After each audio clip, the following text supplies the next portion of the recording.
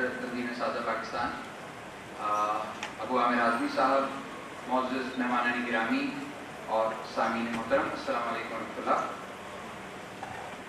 تنظیم اساتذہ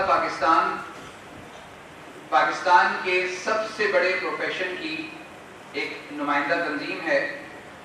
وہ ملک کے جس کے اندر 2 لاکھ سے زائد اسکولز موجود ہوں اور ایک اسکول میں اندازاً اوسطاً 20 اساتذہ اگر موجود ہوں تو آپ اساتذہ کرام کی اس تعداد کا اندازہ لگا سکتے ہیں کہ جو اس پروفیشن کے سب سے بڑے پروفیشن ہونے کی دلیل بنتی ہے۔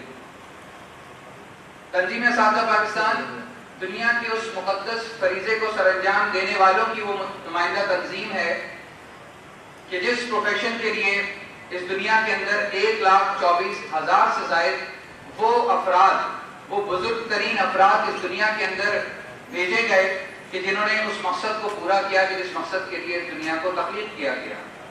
تنظیم اساتذہ پاکستان مستقبل کا پاکستان بنانے کی فیکٹریوں میں کام کرنے والے افراد پر مشتمل وہ گروہ ہے کہ جو آج کی اس دنیا کے اندر، آج کے اس دن کے اندر کل کا پاکستان تیار کرنے کی کوشش کر رہی ہے۔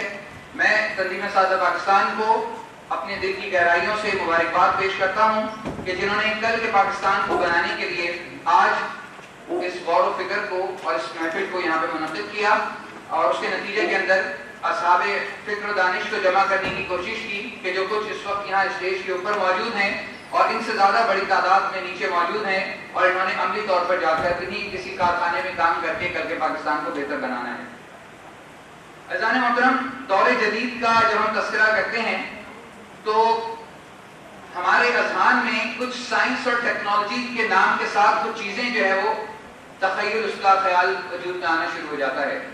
ہمارے ذہن میں آتا ہے دور جدید کے نام کے لحاظ سے کچھ تیز رفتار گاڑیاں، کچھ تیز رفتار ذرائع آمد و رفت، اسی طریقے سے کچھ سیٹلائٹ، کچھ کمیونیکیشنز، اور اسی طرح اگر میں تعلیمی میدان میں بات کروں تو مختلف سائنسی ایجادیں، مختلف وہ ٹولز کے جنہیں ہم AV8 کہتے ہیں، یہ ملٹی میڈیا کی صورت میں آپ کی نگاہوں کے سامنے اس وقت یہاں پہ موجود ہے۔ آپ میں سے بیشتر کے اسکولوں اور تعلیمی اداروں میں اسمارٹ بورڈز کی صورت کے اندر، ٹیبلٹ اور کمپیوٹر کی صورت کے اندر موجود ہوتا ہے۔ عزیزان محترم، لیکن کیا واقعی صرف یہی دور جدید ہے؟ میرا صرف پہ ذرا زیادہ زور ہے، اور اگر صرف یہی دور جدید ہے تو ان تمام اسباب و وسائل کو جو کہ ہمارے مختلف تعلیمی اداروں میں موجود ہوتے ہیں، ان تمام چیزوں کے باوجود بھی آج ہم ترقی کیوں نہیں کر سکے؟ عزیز دوستوں اور ساتھیوں، اگر میں یہ بات آپ سے پوچھوں اور یہ سوال آپ سے کروں کہ آپ میں سے کتنے ایسے احباب ہیں کہ جنہوں نے میٹرک سائنس سے کیا ہے؟ تو کوئی اگر ہاتھ بلند کر کے مجھے بتا سکیں کتنے لوگ ایسے ہیں جنہوں نے میٹرک سائنس سے کیا ہے؟ 95% تقریباً لوگ یہاں موجود ہیں کہ جنہوں نے میٹرک سائنس سے کیا ہے۔ لیکن کیا وجہ ہے کہ اس کے باوجود ہم ایجادات نہیں کر رہے؟ آپ میں سے کتنے احباب، خود سمیت کتنے احباب یہاں پر ایسے موجود ہیں کہ جنہوں نے کم از کم 10 سال ون ہینڈ ڈسٹینس کے ذریعے اسمبلی سے کلاس تک کا سفر طے کیا ہے؟ سبھی موجود ہیں، مدارس میں بھی ایسے ہی ہوتا ہوگا میرا خیال ہے۔ لیکن اس کے باوجود یہ کیا معاملہ ہے کہ ہمارا معاشرہ صبر و تحمل سے اور ہمارے سگنلز نظم و ضبط سے عاری نظر آتے ہیں؟ عزیزان محترم، ہم میں سے کتنے ایسے لوگ ہیں کہ جنہوں نے اسکول کے اندر تعلیمی اداروں میں آرٹس کا، جسے وہ کیا کہتے ہیں، ڈرائنگ کا سبجیکٹ جو ہے وہ پڑھا ہے؟ تقریباً تمام احباب نے پڑھا ہے۔ لیکن اس کے باوجود میں ایک بات اکثر کہا کرتا ہوں کہ اگر یہاں پر سینری بنانے کو کہا جائے تو ہم میں سے کتنے لوگوں کی سینری جو ہے وہ مختلف ہوگی؟ وہ بچپن کی بنائی ہوئی ایک یادگار سینری کے جس کے اندر وہ ٹرائنگل کی طرح ایک گیٹ ہوتا ہے اور اس کے ساتھ ایک کمرہ سے گرم بناتے ہیں، اس کے ساتھ کوئی درخت ہوتا ہے، کوئی نہر بھی ہونی چاہیے، پیچھے پہاڑ اور ایک بلند ہوتا ہوا یا طلوع ہوتا ہوا سورج موجود ہوتا ہے۔ کتنے لوگ ہیں کہ اس مائنڈ سیٹ کے علاوہ بھی کوئی چیز تخلیق کرنے کے قابل ہوتے ہیں؟ دوستوں اور ساتھیوں، ہم میں سے کتنے ہی لوگ ایسے ہیں بالخصوص کراچی بورڈ سے پڑھنے والے، دیگر کا مجھے اندازہ نہیں ہے، کہ جنہوں نے انٹر میں مسز میلڈن اور پروفیسر ہنری کوری پر مضمون لکھا تھا؟ بہت اچھی بات ہے۔ لیکن اس مضمون کو لکھنے کے باوجود یہ ناول کو پڑھنے کے باوجود کتنے ہی لوگ ایسے ہیں کہ جو کوئی کریٹو رائٹنگ کے اپنے ذاتی 5 صفحے لکھنے کے قابل ہیں. گویا کہنے کا مقصد یہ ہے کہ اتنی بڑی تعداد میں جو افراد اس پورے نظام تعلیم سے نکل رہے ہیں اور نکلتے رہے ہیں، ہماری کیفیت یہ ہے کہ ہمارا اس میں جرنلائز بات کر رہا ہوں، ظاہر اس میں بالخصوص بات نہیں ہے. ہماری کیفیت یہ ہے کہ ہمارا ایک استاد کتاب میں لکھے ہوئے الفاظ کو بورڈ پہ نقل کرتا ہے، طلبہ انہی الفاظ کو صفحہ کرتاس پر تحریر کر دیتے ہیں، امتحانات میں وہی الفاظ کاپی میں تحریر کیے جاتے ہیں اور استاد انہی الفاظ کے ذریعے ان کو چیک کر کے اس کا جو ہے نتیجہ اور رزلٹ دے دیا کرتا ہے. اذان محترم، وہ ایک سائیکل ہے کہ جو چلے جا رہا ہے اور جس کی کوئی انتہا نہیں ہے، جس کی کوئی منزل نہیں ہے، کیونکہ کولو کے بیل کی کوئی منزل ہوا نہیں کرتی ہے. اس کا مقصد ایک خاص دائرے کے اندر گھومنا ہوتا ہے اور اسی دائرے کے اندر گھومتے گھومتے کہ اس کی آنکھوں پہ شاید موجود وہ پٹی بھی جو ہے اس کو اس بات کا اندازہ نہیں کراتی کہ وہ کتنا سینکڑوں اور ہزاروں کلومیٹر ساری زندگی گھوم لیتا ہے، لیکن بنیادی طور پہ اس کا مرکز و محور وہ ایک کنواں ہی ہوتا ہے کہ جس کے گرد وہ گھوم رہا ہوتا ہے. لہذا امتحانات میں چھاپتے چھاپتے ہمارے بچے جو ہے وہ پبلشر تو بن گئے ہیں، لیکن اگین کوئی والی بات کہ ان کے اندر وہ تخلیقی صلاحیت اس طرح سے پیدا نہیں ہوئی ہے کہ جو دنیا کو دیکھنے کا تقاضا کرتی ہے، دنیا کو ایک مختلف انداز سے دیکھنے کا تقاضا کرتی ہے. لہذا ایک ایسی قوم کے جو مختلف 5 ایئرس کی بنیاد پر امتحانات کی تیاری کرتی ہو، وہ دور جدید کے تعلیمی تقاضوں کو پورا نہیں کر سکتی. عزیزان محترم، اگر سوال یہ ہے کہ دور جدید نہیں ہے تو پھر دور جدید ہے کیا؟ یہاں مختلف اصحاب فکر و دانش آئے، مجھ سے پہلے بھی یہاں پہ گفتگو ہوئی. یقیناً میں کچھ تاخیر سے شرکت کر سکا ہوں، اس کے لیے معذرت خواہ ہوں، اور میرے بعد بھی اتنے لوگوں نے یہاں پر آنا ہے. ہر ایک کا اپنا نقطہ نظر ہے، ہر ایک اپنے مختلف انداز سے آپ کے سامنے ایک ہی بات کے مختلف پہلوؤں کو بیان کرنے کی کوشش کر رہا ہے. میں آپ کے سامنے جاپان کا ایک واقعہ عرض کرتا ہوں کہ جاپان کے ایک تعلیمی ادارے میں ایک استاد کہ جو تعلیم و تربیت کے ماہر تھے اور بڑے اچھے استاد گردانے جاتے تھے، انہیں کسی کام سے ایک دفعہ اپنے اسکول سے 2 دن کی چھٹی درکار ہوئی اور انہوں نے اپنے پرنسپل صاحب سے چھٹی لینے کے بعد اس خیال سے کہ بچوں کا حرج نہ ہو، انہوں نے یہ کام سر انجام دیا کہ انہوں نے بچوں سے کہا کہ بیٹا دیکھو 2 دن میں نے اسکول نہیں آنا ہے، یہ ٹیپ ریکارڈر ہے جس پہ میں اپنا لیکچر، اپنا درس، جو بھی گفتگو میں نے کرنی ہے، یہ میں ریکارڈ کر کے آپ کے سامنے پیش کر رہا ہوں. اور جو کلاس کا سی آر ہے، مانیٹر ہے، جو بھی ذمہ دار بچہ، اس سے گزارش ہے کہ کل جب میری کلاس کا وقت ہو اور میں کیونکہ موجود نہیں ہوں گا، لہٰذا یہ لیکچر جو ہے آپ نے آن کر دینا اور اس کو آپ نے جو ہے وہ سننا شروع کر دینا تاکہ آپ کا وقت جو ہے وہ ضائع نہ ہو.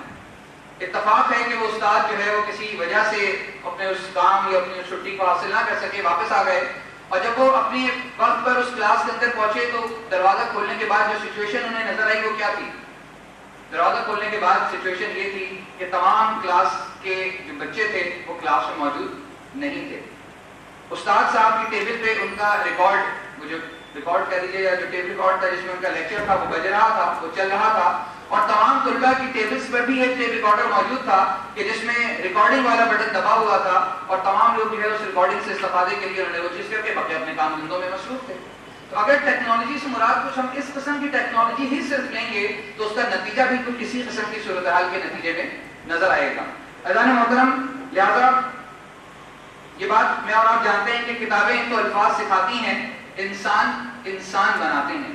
لہذا میری نگاہ میں دور جدید کے جو تعلیمی تقاضے ہیں وہ صرف 3 ہیں، صرف 3 چیزیں ہیں اور ان 3 چیزوں کو میں 3 الفاظ کی صورت میں آپ کے سامنے پریزنٹ کرنا چاہوں گا اور وہ 3 الفاظ ہیں ICC.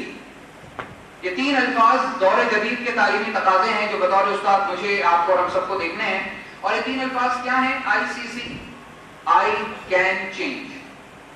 یہ 3 وہ الفاظ ہیں کہ جس کو میں سمجھتا ہوں کہ یہ دور جدید کے تعلیمی تقاضے ہیں. اس میں پہلا لفظ جو ہے I، میں، گویا سب سے پہلی چیز جو دور جدید کے تعلیمی تقاضوں کے تناظر میں ہے وہ یہ ہے کہ استاد خود دنیا کے ان بدلتے ہوئے تعلیمی رجحانات کو اور ان تقاضوں سے واقفیت رکھتا ہو.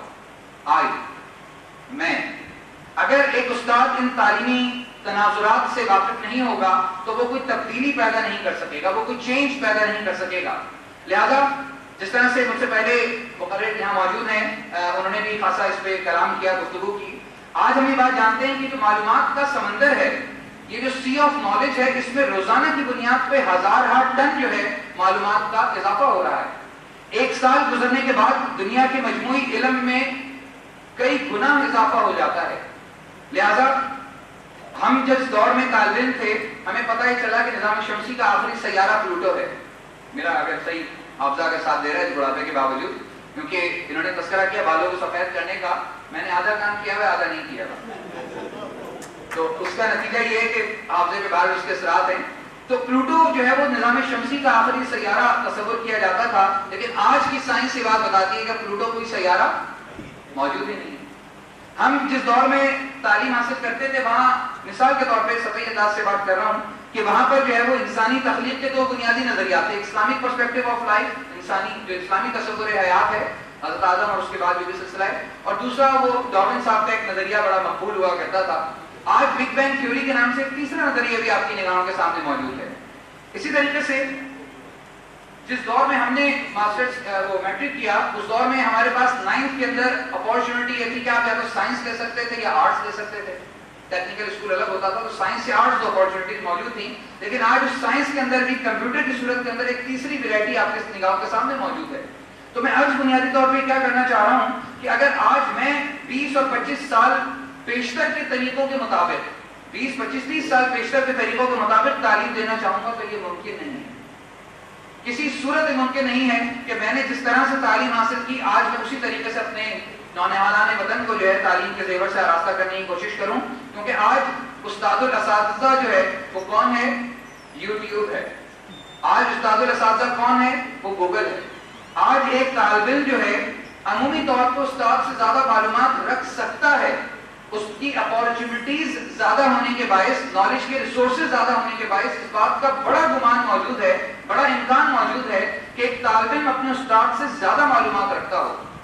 لہذا اگر استاد کا یہ پہلا کام آئی نہیں ہوگا، میں نہیں ہوگا، تو نتیجتاً وہ آپ کہہ لیجیے کہ دنیا کے جو بدلتے ہوئے تعلیمی تقاضے ہیں ان سے وہ مکمل واقفیت نہیں حاصل کر سکے گا، اور جب مکمل واقفیت حاصل نہیں کر سکے گا تو دور جدید کے تقاضوں کے مطابق تعلیم نہیں دے سکے گا. مختلف احباب مجھے یہاں نظر آ رہے ہیں، ماہر تعلیم بھی یہاں پہ موجود ہیں ماشاءاللہ، صوبے بھر سے لوگ آئے ہوئے ہیں. ہم سب جانتے ہیں کہ ماضی میں تعلیم 3 آرٹس کی بنیاد پہ جو دی جاتی تھی، ریڈنگ، رائٹنگ، میتھمیٹکس جسے ہم کہا کرتے ہیں، پڑھنا لکھنا آ جائے، تھوڑی بہت حساب کتاب سے کچھ واقف ہو جائے. لیکن آج کی جو 21st سینچری ایجوکیشن ہے اس کے نتیجے کے اندر تعلیم تبدیل ہو گئی ہے 3 آرٹس کی جگہ 4 C's میں. 4 C جو ہے وہ اس کے ساتھ لگ گئے ہیں. مختلف تناظرات ہیں، اس میں سے ایک تناظر یہ بھی ہے.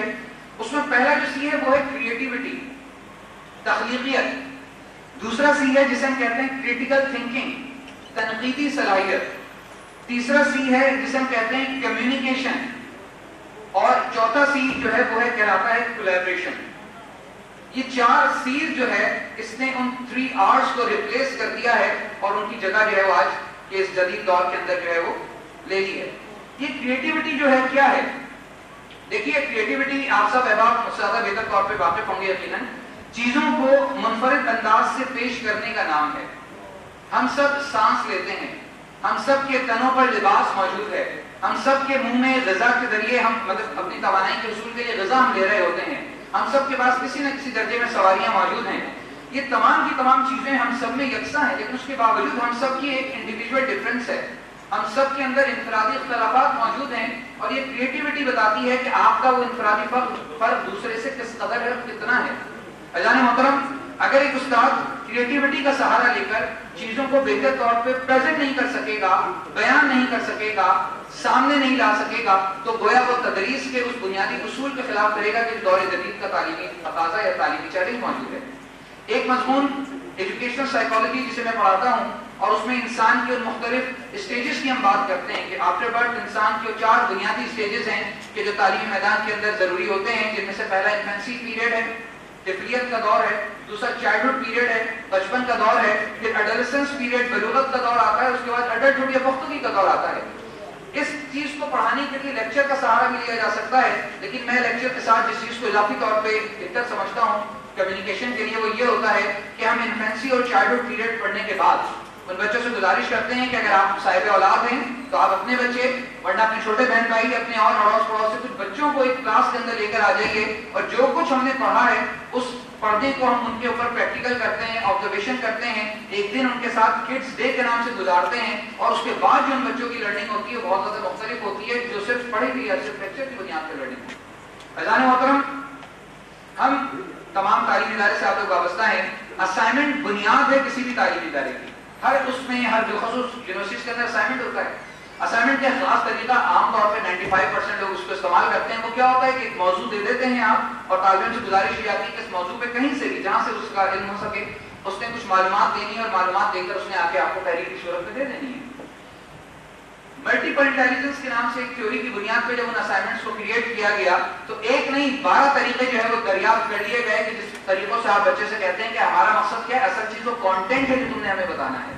یہ ضروری نہیں ہے کہ تحریری صورت میں تم ویڈیو بنا کے دے سکتے ہو, تم کسی آرٹ کی صورت میں کر سکتے ہو, تم کوئی ایکٹیویٹی یہاں پہ سر انجام دے سکتے ہو, اسی طریقے سے تم کسی میوزک کی صورت کے اندر اس کو جو ہے بیان کر سکتے ہو. تو گویا اسائنمنٹ کے اس عام سے فارمیٹ کو آپ تبدیل کر دیتے ہیں. This is called the changing concept of education. 21ویں صدی کا جو تصور تعلیم ہے اس کے مطابق. اسی طریقے سے امتحانات کی اکثر میں بات کرتا ہوں, میں اس پہ تھوڑا بہت کام کرنے کی کوشش بھی کر رہا ہوں.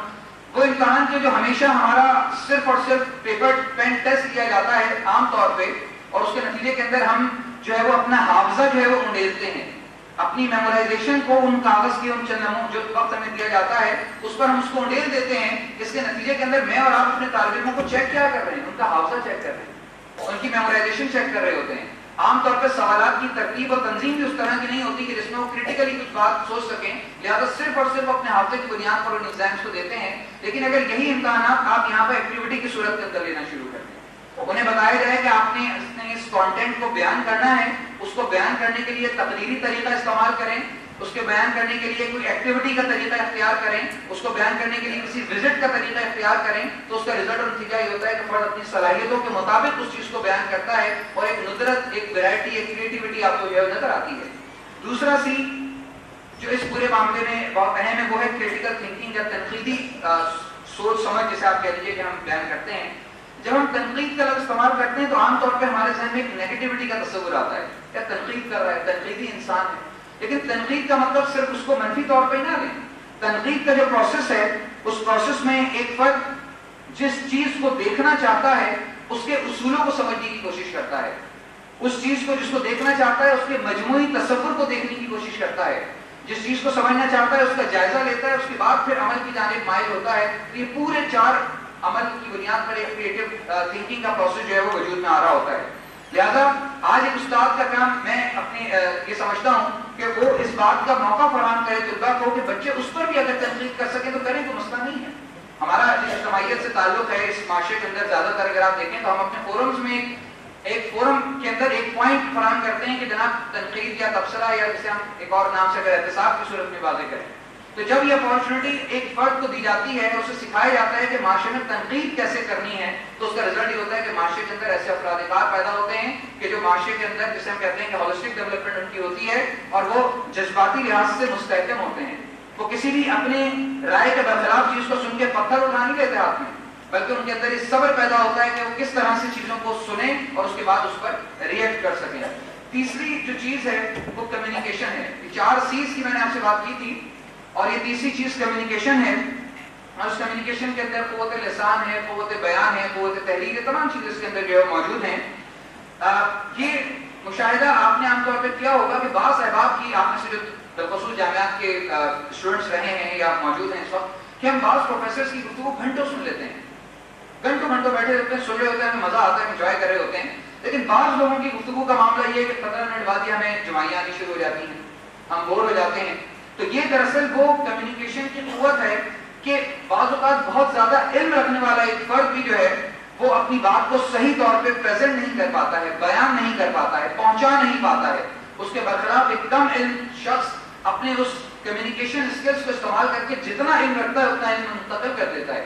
تو آج کا یہ تیسرا سی بھی بہت زیادہ اہم ہے جسے ہمیں کمیونیکیشن کہتے ہیں. اور چوتھا اور آخری سی جس کی میں نے آپ سے یہاں پہ بات کی 21st سینچری اسکلس کے تناظر میں, وہ کولیبریشن ہے, مشترکہ طور پہ کام کرنے کی صلاحیت. عزیزان محترم, ہمارا وہ نظام تعلیم کے جو ہمیں مقابلے کا درس دیتا ہے, جو ہمیں پوزیشنز کا درس دیتا ہے, جو فرسٹ, سیکنڈ اور تھرڈ پہ کلیپنگ کرواتا ہے, وہ کس طرح سے ممکن ہے کہ جہاں پر دوڑ ہی مقابلے کی لگی ہوئی ہو, وہ کولیبریشن کا درس کہاں سے دے پائے گا اور کتنا دے پائے گا. لہذا آج کے اس دور کے اندر کہ جس میں ہم مقابلے کا مطلب صرف یہ لیتے ہیں کہ یا تو انسان ہارتا ہے یا جیتتا ہے, آج ایک نئے تصور مقابلہ کو دینے کی اور پریزنٹ کرنے کی آج کی 21ویں صدی میں ضرورت ہے. اور وہ مقابلے کا تصور کیا ہے کہ مقابلے میں دو چیزیں ہوتی ہیں, یقیناً دو چیزیں ہوتی ہیں, لیکن وہ دو چیزیں کیا ہیں؟ مقابلے میں یا تو جیتنا ہوتا ہے یا سیکھنا ہوتا ہے. کوئی بھی مقابلہ اس میں جیت اور ہار نہیں ہے, اس میں یا تو جیتنا ہوتا ہے یا سیکھنا ہوتا ہے. اگر آپ نے مقابلے کے اندر یہ اسپرٹ اپنے طلباء کے اندر پیدا کر دی تو یقیناً یہ 21ویں صدی کے اس تقاضے کو, جس کے مطابق ہم دور جدید کے تعلیمی تقاضے بیان کر رہے ہیں, ہم ایک ایسی نسل تیار کر سکتے ہیں کہ جو اس دنیا کے اندر ہر چیز کو اس ظاہری پیمانے پہ ناپنے کی بجائے کچھ اخروی پیمانے پہ ان کی نگاہ کے اندر جو ہے وہ اہمیت کے حامل ہو سکیں گے. دوسری بات, یہ تو آئی کی بات تھی کہ ایک استاد جب ان ساری چیزوں کو سمجھے گا تو اس کے نتیجے کے اندر بہتر طور پہ عمل بھی کر سکے گا اور کروا سکے گا. دوسری چیز ہے کین. میں نے آپ کو بتایا تین چیزیں کہ جو دور جدید کے میں تقاضے سمجھتا ہوں ان میں آئی سی سی, پہلی آئی چیز تھی, دوسری ہے سی فار کین. کین کا مطلب یہ ہے کہ استاد دنیا کے بدلتے ہوئے رجحانات اور تبدیلیوں سے واقفیت کے بعد یقیناً دین ہی کین ڈو, یعنی اپنے آپ کو ان کے مطابق ڈھالنے کی صلاحیت رکھتا ہو. استاد کو تجربے سے نہیں گھبرانا چاہیے. میں بعض اوقات یہ محسوس کرتا ہوں, میں خود بھی اسی قبیلے سے جو کہ تعلق ہے, کہ ہم بہت ساری چیزیں روایتاً کرتے ہیں. جو روایتی طریقہ تدریس ہے, روایتی طریقہ جو ہم نے اپنے اساتذہ سے سیکھا پڑھا, جس طرح سے بھی انہوں نے بھی بات کی مجھ سے پہلے رشتہ کے مقرر تھے یہاں پہ, کہ بہت ساری چیزیں چینج ہو گئی ہیں. دریاؤں کے نیچے سے بہت سارا پانی بہہ چکا ہے, لہٰذا اگر ابھی بھی وہی طریقے اختیار کیے جائیں گے تو اس کا رزلٹ اور نتیجہ وہ ہوگا کہ جو ہم حاصل کرنا چاہتے ہیں ہم وہ حاصل نہیں کر پائیں گے. لہذا استاد کو تجربہ کرنے سے نہیں گھبرانا چاہیے, نئے سے نیا طریقہ, نیا سے نیا انداز اختیار کرنے کی کوشش کرنی چاہیے اور اپنے اسکول کو ایک ایسی تجربہ گاہ بنانا چاہیے کہ جو دور جدید کے تعلیمی تقاضوں کے لحاظ سے پوری اترتی ہو. جان ڈیوی ایک بڑا نام ہے تعلیمی دنیا کا, تعلیمی میدان کا. جان ڈیوی کہتا ہے کہ اسکول کو چھوٹا سا سماج بنا دو, اسکول کو ایک چھوٹا سا معاشرہ بنا دو, تاکہ جو بچہ پریکٹس کر رہا ہے وہ چیز اس کے اسکول میں بھی نظر آ رہی ہو. لہذا ایک کریٹو اور انوویٹو استاد ہی اپنا اثر طلباء تک جو ہے وہ چھوڑ سکتا ہے, بصورت دیگر یہ کام ممکن نہیں ہے. لہذا چیزوں کو سمجھنے کے بعد اس پر عمل کرنا, یہ استاد کی وہ سی ہے, وہ دوسرا معاملہ ہے. اور آخری چیز, آخری سی جس کو میں نے چینج کا نام دیا ہے, یعنی سیکھنے کے بعد اب استاد اس قابل ہو سکتا ہے کہ وہ چیزوں کو تبدیل کر سکتا ہو, چیزوں کو چینج کر سکتا ہو. لہذا استاد وہ ہستی ہے کہ جو ماحول پیدا کرتا ہے, جو انوائرمنٹ تخلیق کرتا ہے. یعنی بیج کے نشوونما کے لیے صرف بیج کا پیدا ہونا ضروری نہیں ہے. پیدائش کا معاملہ اللہ تعالیٰ کے ہاتھ میں, انسان پیدا ہو جاتا ہے, لیکن اس پیدا ہونے کے بعد کا جو نشوونما کا پروسیس ہے اور عمل ہے, وہ والدین کے بعد جو دوسری ہستی جس کے یہ کام ذمہ دیا گیا اور اسی لیے اسے کار نبوت بھی کہا گیا, وہ درحقیقت استاد ہے. عزیزان محترم, استاد کے دو فنومنا سید العلا معتدی رحمۃ اللہ علیہ بیان فرماتے ہیں, اور ان کے مطابق استاد دو طرح کا ہے. ایک استاد وہ ہے کہ جسے آپ کہتے ہیں کہ وہ کسان کی طرح کام کرتا ہے, اور ایک استاد وہ ہے کہ جو مالی کی طرح کام کرتا ہے. کسان کا کام کیا ہے کہ اس کے ہاتھوں میں بیج موجود ہوتا ہے, اس نے زمین کو کسی نہ کسی درجے میں فرٹائل کر لیا ہے, اور اس کے بعد وہ بیج بکھیرتا جاتا ہے, پھینکتا جاتا ہے. اسے اس بات سے کوئی غرض نہیں ہوتی کہ کون سا بیج کہاں جا کے پڑے گا, کون سے بیج سے جو ہے درخت اور پھل جو ہے وہ نمودار ہوگا. کوئی بیج جو ہے وہ چڑیا کھا جائے گی, کوئی بیج دھوپ کی سختی سے یا پانی کی زیادتی سے جل جائے گا, ختم ہو جائے گا, اور کوئی بیج نکل بھی آئے گا. اس کا کام بیجوں کو بکھیرنا ہے. لیکن اس کے برخلاف مالی کا جو کام ہے, وہ کام بالخصوص ایک ایک پودے کو دیکھنا ہے, ایک ایک پودے کی تلاش کرنا ہے. ایک بڑا پودا اگر چھوٹے پودے پہ گر رہا ہے تو اس کو ڈنڈی لگا کے سیدھا کرنا ہے, تاکہ وہ دوسرے پودے کی نشوونما کو متاثر نہ کر سکے. تو بطور استاد مجھے اور آپ کو دیکھنا ہے کہ دور جدید کے تعلیمی تقاضوں کے اندر ہم نے ایک ایک فرد کو امپروو کرنا ہے, ایک ایک فرد کو بہتر بنانے کی کوشش کرنی ہے. اس طرح کا معاملہ نہیں کہ جس طرح یہاں جا کے ایک تقریر کی صورت کے اندر میں اگر اپنی اس کلاس کے اندر آگے ایک تقریر کر دیتا ہوں اور مجھے اس بات سے کوئی غرض نہیں ہوتی کہ سامنے بیٹھے ہوئے آڈینس میں سے کتنے لوگوں کی نفسیات یہ ہے کہ وہ سن کے سیکھتے ہیں, کتنے لوگوں کی نفسیات یہ ہے کہ وہ کر کے سیکھتے ہیں, اور کتنے لوگوں کی نفسیات یہ ہے کہ وہ دیکھ کے سیکھ سکتے ہیں. میں صرف ایک ہی طریقہ تدریس کو اختیار کر لوں اور میں سمجھوں کہ تمام بچے, تمام طلباء مجھے اسی طرح کا رزلٹ دے دیں, ممکن نہیں ہے. اللہ کے نبی صلی اللہ علیہ وسلم نے افراد کو ان کی صلاحیتوں کے مطابق استعمال کیا. حضرت خالد بن ولید کو انہوں نے تبلیغ کے لیے استعمال نہیں کیا, کیونکہ وہ باڈی اسمارٹ تھے. جو ملٹیپل انٹیلیجنس کی تھیوری کے مطابق, اگر آج بھی بات جو میں دوبارہ وہی دہرا رہا ہوں کہ جو چیز آج سے 1400 سال پہلے اللہ اور اس کے رسول کر اللہ کے نبی صلی اللہ علیہ وسلم فرما گئے, کر گئے, آج کی سائنس سے بتدریج دریافت کر رہی ہے. باڈی اسمارٹ فرد کو کام کیا دیا گیا, میدان جہاد کے اندر نکالا گیا, اور اس کا رزلٹ اور نتیجہ کیا ہوا, سیف اللہ بن گیا.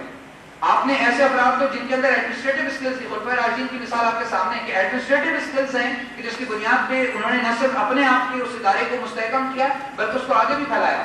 عثمان غنی کی صورت کے اندر آپ کو ایک دوسری کیفیت جو نظر آتی ہے، حضرت حسان بن ثابت کی صورت میں ایک اور نغمگی کی کیفیت آپ کو نظر آتی ہے، اور اسی طریقے سے مبلغین اسلام کی صورت میں مختلف آپ کو جو صورتحال نظر آتی ہے. تو لہذا ایک استاد کا جو بنیادی کام ہے وہ یہ ہے کہ وہ استاد کی جانب سے ایسے مواقع فراہم کیے جائیں کہ طلباء ان تمام چیزوں کو کہ جو 21st سینچری اسکل کی ان 4 C's کی صورت میں نے آپ سے عرض کی ہیں، اس کے علاوہ بھی بہت سارے آپشنز ہیں وہ جو اختیار کر سکیں. کیونکہ یہ بات میں اور آپ بہت اچھی طریقے سے واقف ہیں کہ استاد اگر صرف سنانے والا ہوگا تو انسان سن پیدا ہوگا، اور استاد اگر کر کے دکھانے والا ہوگا تو وہ عملی انسان اس دنیا کے ماتھے پر اور اس وطن عزیز پاکستان کے مستقبل کی صورت میں وجود میں آئے گا کہ جو اس مستقبل کو چینج کر سکے گا. کیونکہ آدمیت اور شے ہے، علم ہے کچھ اور شے. آدمیت اور شے ہے، علم ہے کچھ اور شے. کتنا طوطے کو پڑھایا ہے پھر بھی وہ حیوان ہی رہا. تو لہذا چیزوں کو میمورائز کرا دینا، یادداشت میں بٹھا دینا، حافظے کو بہتر بنا دینا، یہ ایک پارٹ تو ہو سکتا ہے لیکن یہ کل نہیں ہے، کل تعلیم نہیں ہے. لہذا جن کے کردار سے آتی ہو صداقت کی مہک، جن کے کردار سے آتی ہو صداقت کی مہک، ان کی تدریس سے پتھر بھی پگھل جاتے ہیں. اللہ رب العالمین سے دعا ہے کہ وہ دور جدید کے ان تعلیمی تقاضوں کو سب سے پہلے ہمیں سمجھنے کی توفیق عطا فرمائے، اس کے بعد ہمارے عمل کو ان تقاضوں کے مطابق ڈھلنے کی اور ڈھالنے کی توفیق عطا فرمائے، اور اس کے نتیجے کے اندر ہمارے ہاتھوں امت کی امامت کرنے والے ایسے افراد کار تیار فرمائے کہ جو اس پوری ملت اور امت کو وہ سرفرازی اور سربلندی عطا کر سکیں کہ جس کا اس امت کو انتظار ہے. بآخر دعوانا الحمدللہ رب العالمین.